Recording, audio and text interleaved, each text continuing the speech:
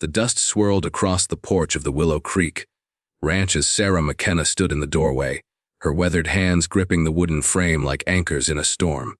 The October wind carried the scent of dying grass and the bitter promise of a harsh winter ahead, whistling through the gaps in the barn walls and rattling the loose shingles on the roof. At 34, she had already buried one husband and raised 2 children alone on this unforgiving stretch of Montana territory, watching dreams crumble like autumn leaves beneath her feet. Her calloused fingers traced the wedding ring she still wore, a thin band of gold that caught the fading afternoon light and reminded her of better days when love seemed possible and the future held hope instead of bills. The ranch stretched out before her like a sea of brown grass, dotted with the few remaining cattle that hadn't been sold off to pay the mounting debts that seemed to multiply like weeds in spring rain. The barn doors hung crooked on their hinges, the fences sagged under the weight of neglect, and the water pump hadn't worked properly in weeks, forcing her to haul buckets from the creek every morning until her shoulders ached and her back screamed for mercy.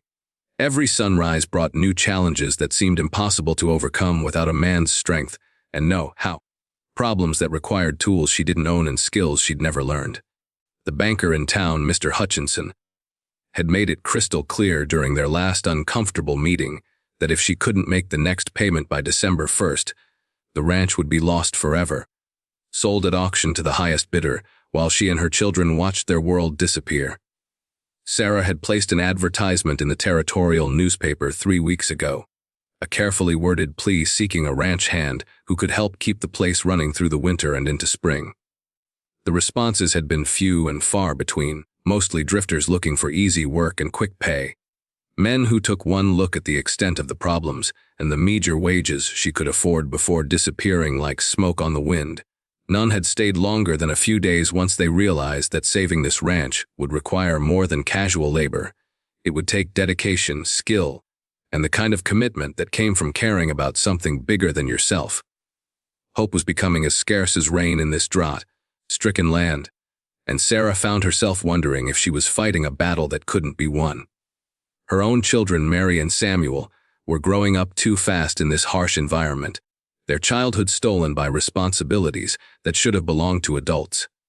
Mary, now 15 with her mother's determined chin and her father's steady eyes, helped with the household duties from dawn to dusk, cooking meals over the temperamental stove, mending clothes by lamplight, and keeping the house clean despite the dust that seeped through every crack and crevice. Samuel, 13 and trying desperately to fill his father's boots, attempted to handle the ranch work despite his young age and slight frame, rising before dawn to tend the animals and working until his hands bled and his muscles cramped with exhaustion. Both children carried burdens too heavy for their years, and Sarah often caught glimpses of worry in their eyes that no child should have to bear, the kind of adult concern that came from understanding that their family teetered on the edge of disaster. The sound of small feet on the wooden steps made her look down from her contemplation of their troubled circumstances, and her breath caught in her throat like a fishhook snaging on underwater branches. 2 little girls stood before her on the dusty porch, identical in every way except for the ribbons in their hair, one red as autumn leaves, one blue as summer sky.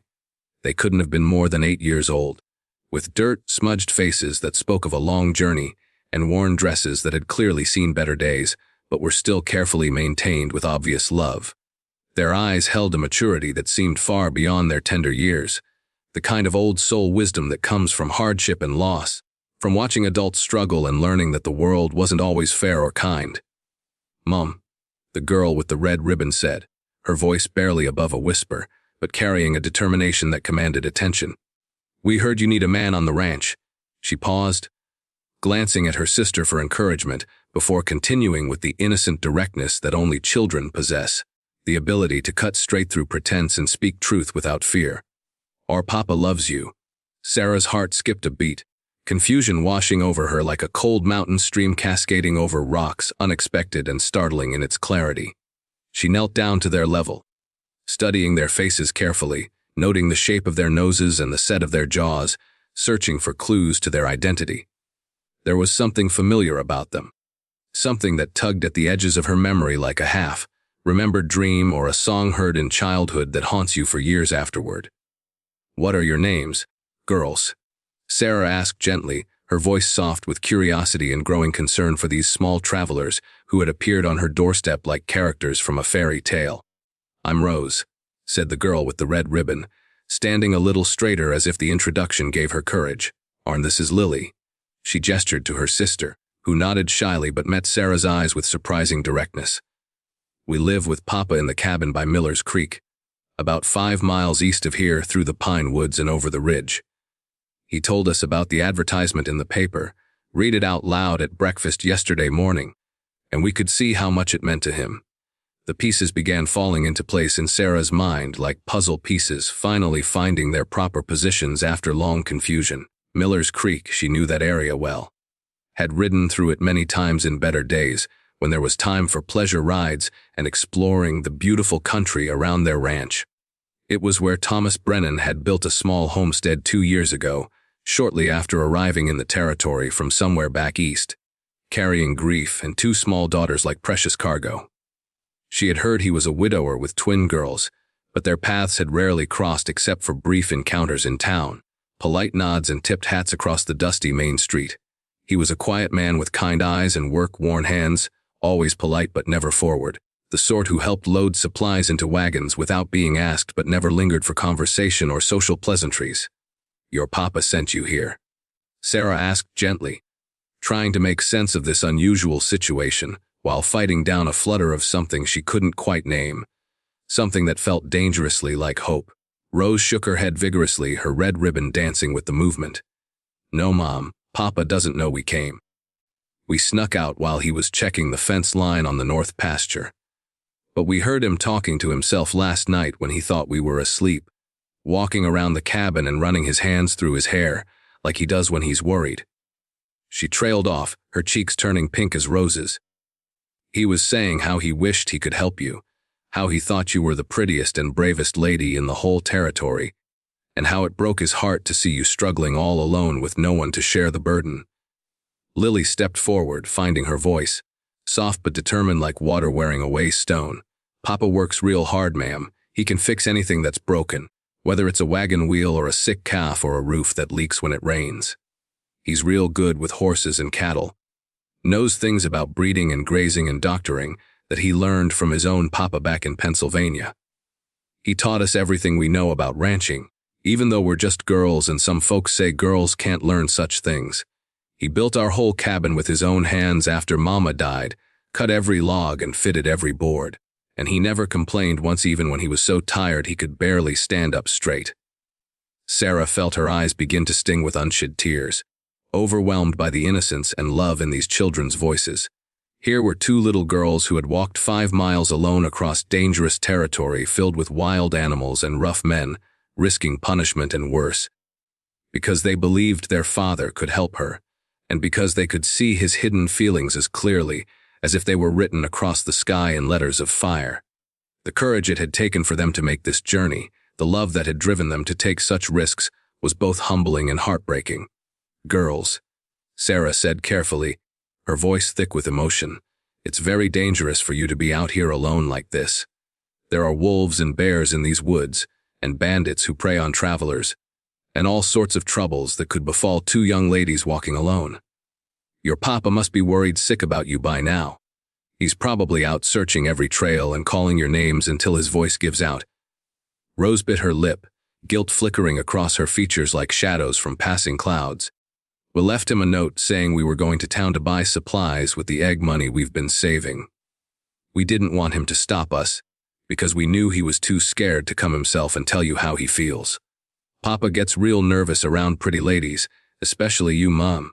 He turns all red and stumbles over his words whenever he sees you in town, drops his hat and fumbles with the brim like a schoolboy with his first sweetheart." Despite her concern for their safety and the irregularity of the situation, Sarah couldn't help but smile at the child's honest observation. She had indeed noticed Thomas's shy demeanor during their few encounters in town.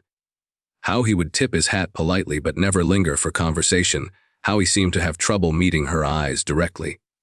She had assumed it was simply his nature, the reserved manner of a man still deep in grief for his lost wife, never imagining there might be deeper feelings involved, or that his awkwardness might stem from attraction rather than mere politeness. Why don't you both come inside? Sarah suggested, standing and opening the door wider to welcome them into the modest ranch house.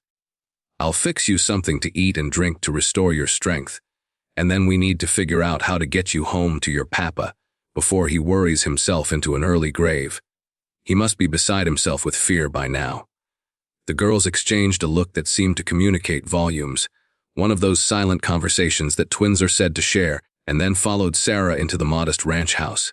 The interior was clean but sparse, furnished with handmade pieces that showed the wear of daily use and the loving care of hands that mended rather than replaced. A stone fireplace dominated one wall, cold now in the afternoon warmth but blackened with use. Clearly the heart of the home during the long winter months when the wind howled like banshees and snow piled against the windows. Mary looked up from her mending as they entered, her needle suspended in mid-stitch, eyes widening in surprise at their unexpected guests.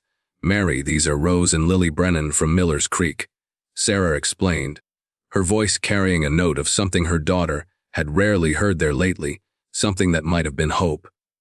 "They've come quite a long way on foot, and they need some refreshment before we can figure out how to get them safely home to their father."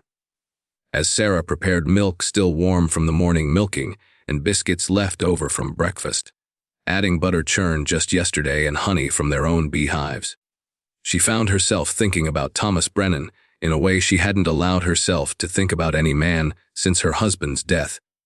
She remembered their first meeting in Henderson's general store, how he had quietly stepped forward to help her load heavy sacks of flour and feed into her wagon without being asked, how he had refused her offer of payment with a gentle smile and a tip of his hat. There had been something in his manner that spoke of genuine kindness, rather than the calculating helpfulness some men showed widows, a natural courtesy that seemed as much a part of him as his steady hands and quiet voice. "Mum," Lily said softly as she nibbled her biscuit with the careful manners of a child who had been taught proper behavior. "Papa cries sometimes at night when he thinks we're asleep. He tries to be quiet about it, but we hear him walking the floor and talking to Mama's picture. He misses our Mama something fierce, loved her more than life itself. But he told us once that his heart was big enough to love again if the right lady came along, someone who would understand that loving again doesn't mean loving less." Rose nodded solemnly, her young face serious beyond her years. "He said you reminded him of Mama. Not in looks because Mama had yellow hair and you have brown, but in spirit. He said you both had that special strength that lets a woman do whatever needs doing. Whether it's birthing a calf in the middle of a blizzard or standing up to men who think they know better. He said you were brave and beautiful and strong, and that any man would be blessed to stand beside you and help carry your burdens." The simple honesty of children had a way of cutting straight to the heart of things, bypassing all the complicated defenses and pretenses that adults constructed around their feelings like walls around a fortress. Sarah had been so focused on survival, on keeping the ranch running and her children fed and clothed, on meeting the demands of each desperate day, that she had almost forgotten she was still a woman with a woman's needs and desires, still capable of love and worthy of being loved. "Your papa sounds like a very special man," Sarah said quietly, settling into a chair across from them while Mary continued her sewing nearby, listening with obvious interest to every word.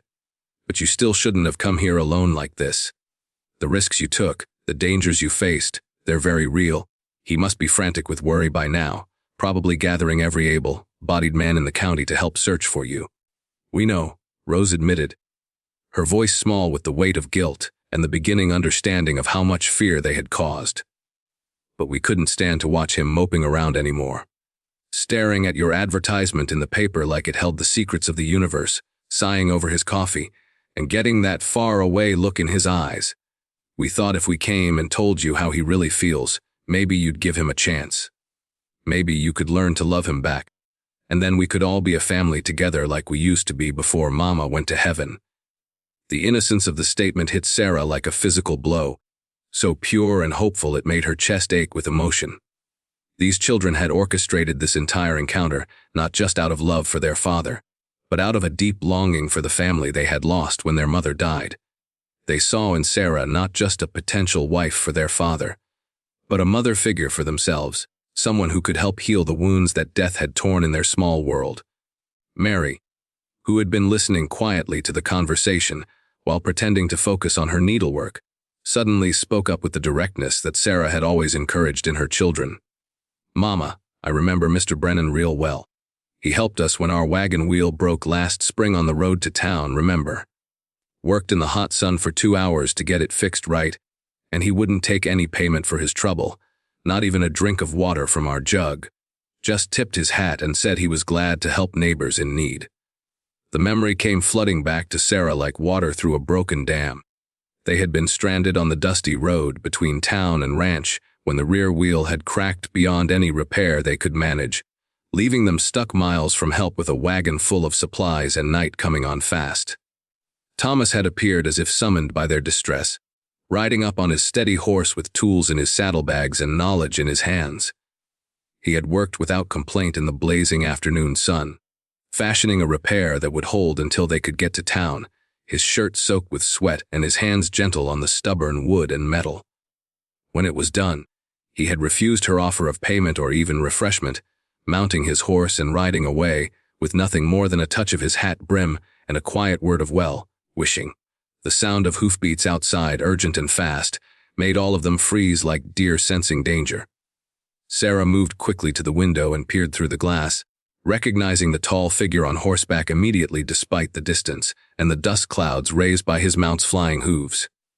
Thomas Brennan sat astride his chestnut mare, his face etched with the kind of worry that comes from a parent's worst nightmare, the fear that strikes at the very core of existence.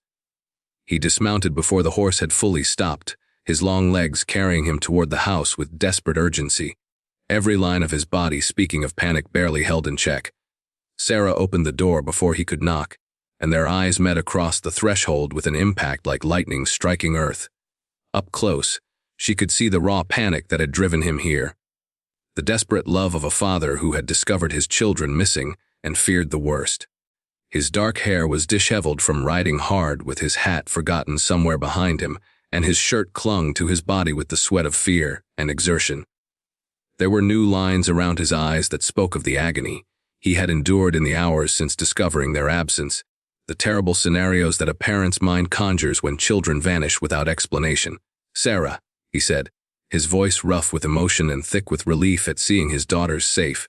"I'm so sorry to bother you like this, but my girls—" They left a note saying they were going to town, but Mrs. Henderson saw them heading this direction instead.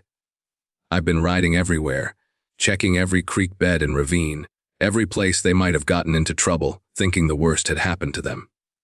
Rose and Lily caroused in unison, their voices mixing with guilt and love and relief at seeing him again. They ran to him with the unconscious grace of children who have never doubted they were loved, throwing themselves into his arms with complete trust. He swept them against his chest, his strong arms wrapping around them, as if he could shield them from all the dangers of the world through sheer force of will, and for a moment the composed, capable man Sarah had observed from afar seemed to crumble under the weight of relief and residual terror. "Don't you ever frighten me like that again," he whispered fiercely into their hair, his voice breaking with the strain of emotions too large for words. "When I couldn't find you, when I realized you had lied to me about where you were going, I thought I'd lost you both just like I lost your mama. I couldn't bear it. Couldn't even breathe properly thinking something might have happened to you. You're all I have left in this world, my only reasons for getting up each morning and trying to build something good from the ashes of what we lost." His voice broke completely on the last words, and Sarah felt her heart clench at the raw emotion she witnessed.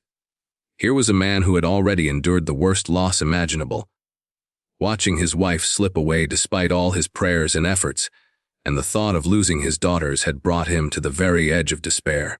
The depth of his love for those little girls was evident in every line of his face, every tremor in his voice, every protective gesture of his body. "We're sorry, Papa," Lily said through tears that streamed down her smudged cheeks like small rivers. "We just wanted to help you be happy again. We wanted to tell Mrs. McKenna that you love her and that you could help her save her ranch, because we could see how much you wanted to but were too scared to try. We thought maybe if she knew how you really felt, she might love you back, and we could all be a real family again." Thomas's face went through a series of changes, pale shock followed by deep red embarrassment as his eyes met Sarah's over his daughters' heads. The mortification in his expression was painful to witness, like watching a man realize he was standing naked in the town square, and Sarah felt compelled to step forward and ease his distress. "Mr. Brennan," she said gently, her voice soft with understanding and something warmer that she was just beginning to recognize. "Please don't be embarrassed by your daughter's honesty. They were only trying to help because they love you more than their own safety. They told me about your feelings and about your situation, and I want you to know that I'm deeply honored by their confidence in both of us." Thomas set the girls down carefully, his hands shaking slightly with residual fear and new anxiety. "Sarah, I'm so terribly sorry they bothered you with such foolishness. They shouldn't have put you in this awkward position, shouldn't have presumed to speak for me about matters so personal and private. I never meant for anyone to know about my feelings, never intended to burden you with unwanted attention. I know I have no right to such feelings, especially not toward someone like you." "Someone like me?" Sarah asked, genuinely puzzled by his words and the self-deprecating tone in which he spoke them. "Strong, beautiful, accomplished," Thomas said quietly, his eyes fixed on the dusty porch boards, as if the words were too difficult to speak while looking at her directly. "You've built something meaningful here, survived tragedies and hardships that would break most people into pieces. You're raising 2 fine children on your own while keeping this ranch running against impossible odds, facing down bankers and drought and every challenge this harsh land can throw at you. I'm just a broken, down widower with 2 little girls and a failing homestead that barely produces enough to keep us fed. I have nothing to offer a woman like you except calloused hands and honest affection, and I know that's not nearly enough." Sarah felt tears prick at her eyes again, moved beyond words by this good man's complete failure to see his own worth. Here was someone who thought so little of himself that he couldn't imagine anyone might want exactly what he had to offer, couldn't see that his gentleness and integrity and capacity for love were treasures beyond price in this harsh world where such qualities were rare as diamonds in creek beds. "Mr. Brennan," she said softly, her voice growing stronger with each word as she found the courage to speak truth that had been locked in her heart. "May I speak plainly about something?" He nodded, his Adam's apple bobbing as he swallowed nervously, clearly bracing himself for polite rejection delivered with the kindness that would somehow make it hurt even more.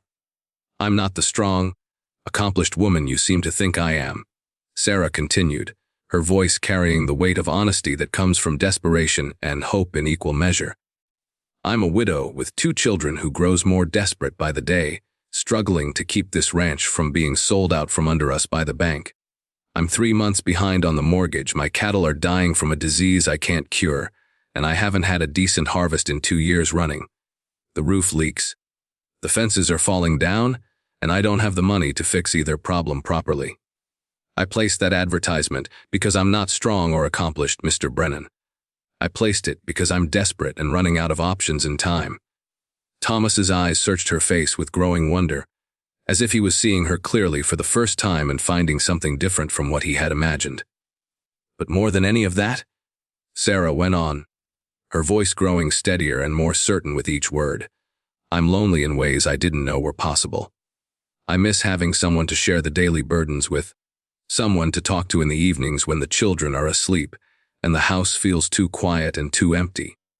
I miss having a partner who understands what it means to lose a spouse and still have to keep going for the sake of the children, someone who knows that grief doesn't disappear but learns to coexist with new hope. Your daughters didn't interrupt my successful life, Mr. Brennan. They offered me the first real hope I've felt since my husband died.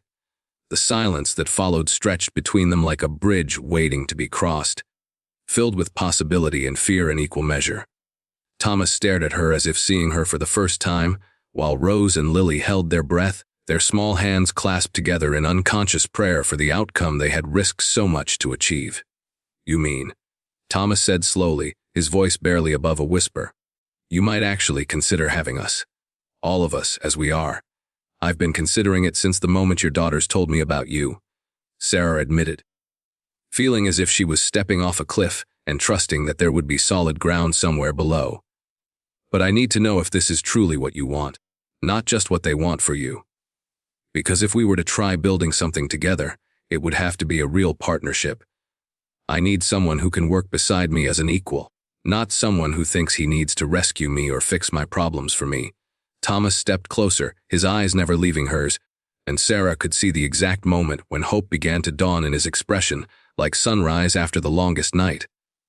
The afternoon sun slanted through the doorway behind him, highlighting the silver threads in his dark hair and the honest, weathered lines of his face, and she found herself thinking that he was far more handsome than she had allowed herself to notice before. "Sarah McKenna," he said, his voice growing stronger with conviction. "I've been watching you from afar for 2 years, admiring your courage and your determination, wishing I had the right to help when I saw you struggling. I've wanted to approach you 100 different times, but never felt worthy of your attention or consideration. If you're truly willing to have me, to have all of us, I promise you'll never find a more devoted partner or a man more grateful for the chance to prove himself worthy of your trust. And I promise you'll never have to face the hard times alone again," Sarah replied, extending her roughened hand to him in a gesture that felt like the most natural thing in the world. When Thomas took her hand in his, calloused palm meeting calloused palm in a grip that spoke of shared understanding and mutual respect, it felt like coming home after a long, difficult journey. The connection was immediate and powerful, two souls who had endured loss and hardship recognizing a kindred spirit. Two hearts that had thought they might never love again discovering that hope could bloom even in the harshest soil. Rose and Lily erupted in cheers of pure joy, dancing around them with the uninhibited happiness that only children can express, their faces glowing with triumph and satisfaction at a job well done. "We did it!" Rose shouted, her voice carrying across the yard and probably to the mountains beyond. "We brought Papa and Mrs. McKenna together just like we planned. Does this mean we're going to be a real family now?" Lily asked, her eyes shining with tears of happiness and hope for a future that suddenly seemed bright with possibility. Thomas looked at Sarah, a question in his eyes that went deeper than words, asking for confirmation that this moment was real and not just a dream born of desperation and longing. She squeezed his hand and smiled, feeling something bloom in her chest that she had thought was buried forever with her first husband, something warm and alive and full of promise.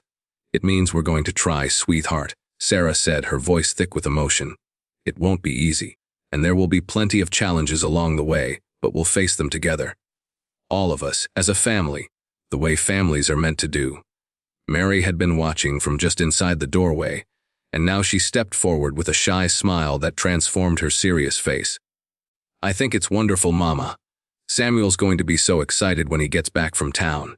He's been worried about you being so sad and tired all the time, and Rose and Lily can be our sisters for real instead of just in our hearts." Over the following weeks, as autumn deepened into the promise of winter, Thomas began spending his days at the Willow Creek Ranch, working alongside Sarah to repair the accumulated damage of years of struggle and neglect. His expertise with cattle and his skill with tools proved invaluable, but it was his quiet presence and steady support that meant the most to Sarah. They worked side by side from dawn until dusk, talking about everything and nothing, sharing stories of their past lives and dreams for the future, slowly weaving their separate histories into a single narrative like threads in a tapestry. The transformation was nothing short of remarkable. Under Thomas's experienced hands, the failing water pump was not only repaired but improved with modifications that increased its efficiency and reliability. The sagging fences were rebuilt stronger than before, using techniques he had learned from his father and grandfather back in Pennsylvania. Most importantly, the sick cattle began to recover under his knowledgeable care, treated with remedies he had learned from other ranchers, and supplemented with improved grazing rotation that restored their strength and health. But the real magic happened in the smaller, quieter moments that built the foundation of their growing love. Sarah teaching Rose and Lily to bake bread while Thomas worked on repairing the barn roof, the sound of his hammer providing a steady rhythm to their domestic activities. The 4 children playing together in the yard after chores were finished, their laughter carrying on the evening air like music. Long conversations on the porch after the children were asleep, sharing memories of their lost spouses without guilt or jealousy. Understanding that past love didn't diminish present feelings, but rather proved their capacity for deep devotion. Thomas proved to be patient with Sarah's cautious approach to trust, understanding that a woman who had learned to depend entirely on herself couldn't change overnight. He never pushed for more than she was ready to give, content to let their relationship grow naturally like a garden tended with care and time. His gentleness with her children, both his own daughters and her son and daughter, showed her daily what kind of man he truly was, someone who led by example rather than demand. Samuel, who had been struggling desperately to fill his father's role despite his youth and inexperience, visibly relaxed as Thomas quietly took on the heavier responsibilities without making the boy feel inadequate or unnecessary. Instead, he praised Samuel's efforts and built upon the foundation of responsibility that Sarah had already instilled, teaching new skills while respecting the courage the boy had already shown. The banker in town, Mr. Hutchinson, was genuinely surprised when Sarah not only made her next mortgage payment on time, but included extra money toward the principal. The combination of Thomas's ranching expertise and Sarah's natural business sense proved to be more formidable than either had imagined possible. They diversified their operations, adding vegetable farming and horse breeding to their cattle business, creating multiple income streams that provided stability even when one area struggled. As winter approached with its promise of long nights and harsh weather, Thomas formally asked Sarah to marry him. It wasn't a grand romantic gesture orchestrated for maximum effect, but rather a quiet conversation on a November evening as they sat together watching the first snow begin to fall like blessing from heaven. They had been sitting on the porch, wrapped in quilts against the cold, comfortable in the silence that comes between people who have learned to simply enjoy each other's presence. "Sarah," he said simply, turning to face her with the serious expression she had come to love, "I want you to know that I love you. Not just for your strength or your beauty or your courage, though I admire all of those things more than I can say. I love the way you hum while you work, and the way you listen to the children with your whole attention, and the way you never complain even when things seem impossible. I love your laugh and your stubborn streak, and the way you bite your lip when you're thinking hard about something. I want to spend whatever years I have building something beautiful and lasting with you. Will you marry me?" Sarah looked into his honest eyes and saw her future reflected there. A future of shared burdens and multiplied joys, of children raised together with love and wisdom, of companionship that would endure through whatever challenges life might bring. In his weathered face she saw not just a partner for her ranch, but a companion for her heart. "Yes," she said simply, and sealed her answer with a kiss that tasted of snow and starlight and the promise of forever. They were married in the small church in town on a crisp December morning that sparkled with frost and possibility, with all 4 children standing as witnesses to their union. Rose and Lily had insisted on wearing their best dresses despite the cold, their faces glowing with happiness as they watched their beloved father marry the woman they had chosen for him. Mary and Samuel stood tall and proud, welcoming Thomas officially into their family, while understanding that he had already been part of their hearts for months. The simple ceremony was attended by neighbors who had watched their courtship with approval and hope. People who understood that love was precious and rare in this harsh land and should be celebrated whenever it bloomed. The minister's words about partnership and mutual support seemed especially meaningful in the context of frontier life, where survival often depended on the strength that came from facing challenges together. Spring brought renewal and new life to the ranch in more ways than anyone had dared to hope. The grass grew thick and green under the careful management Thomas had implemented. The cattle multiplied and thrived, and Sarah discovered she was carrying Thomas's child. The news filled them all with a joy so profound it seemed to illuminate the entire valley, a living symbol of the love that had grown between them and the bright future they were building together. Rose and Lily, now officially Sarah's stepdaughters-in-law, as they had been in heart for months, embraced their new roles as big sisters with the enthusiasm they brought to everything they loved. They helped prepare a nursery in the small room off the main bedroom, argued good-naturedly about whether the baby would be a boy or girl, and peppered Sarah with questions about babies that made both adults laugh until their sides ached with the pure joy of family life. Mary and Samuel flourished under Thomas's patient guidance, growing into capable young people who understood both hard work and genuine affection. The house that had once been too quiet now rang with the sounds of a large, loving family, with conversations and laughter and even occasional arguments that were settled with fairness and understanding. The ranch prospered beyond their most optimistic dreams. Thomas's innovations combined with Sarah's business instincts created an operation that was both profitable and sustainable, providing employment for several other men in the territory while building a reputation for quality that extended far beyond their local area. They became known not just for their success, but for their fairness in dealing with both employees and customers. On warm summer evenings, as they sat on the porch watching the sunset paint the mountains in shades of gold and purple, Thomas would reach for Sarah's hand with the wonder of a man who still couldn't quite believe his good fortune. Her belly grew round with their child while Rose, Lily, Mary, and Samuel played in the yard, their voices mixing with the evening sounds of cattle and horses and the wind through the grass. Do you ever wonder what would have happened if the girls hadn't been quite so brave that October day? Thomas asked one evening, his voice soft with amazement at the turns life had taken. Sarah leaned against his solid shoulder, feeling their baby move beneath her ribs like a promise of tomorrow. I think we would have found our way to each other eventually, she said with quiet conviction. Some connections are just meant to be, written in the stars or however you choose to understand such things. But I'm grateful every day that they hurried the process along and saved us months of longing and uncertainty. Rose ran up to them, her mason jar full of captured fireflies that blinked like tiny lanterns in the gathering dusk. Papa, Mama, Sarah. Look how many we caught tonight. The word Mama never failed to send a thrill of pure love through Sarah's heart. These children had claimed her as completely as if she had given birth to them herself, and she loved them with a fierceness that sometimes surprised her with its intensity. That's wonderful, darling, Sarah said, stroking Rose's hair with gentle fingers.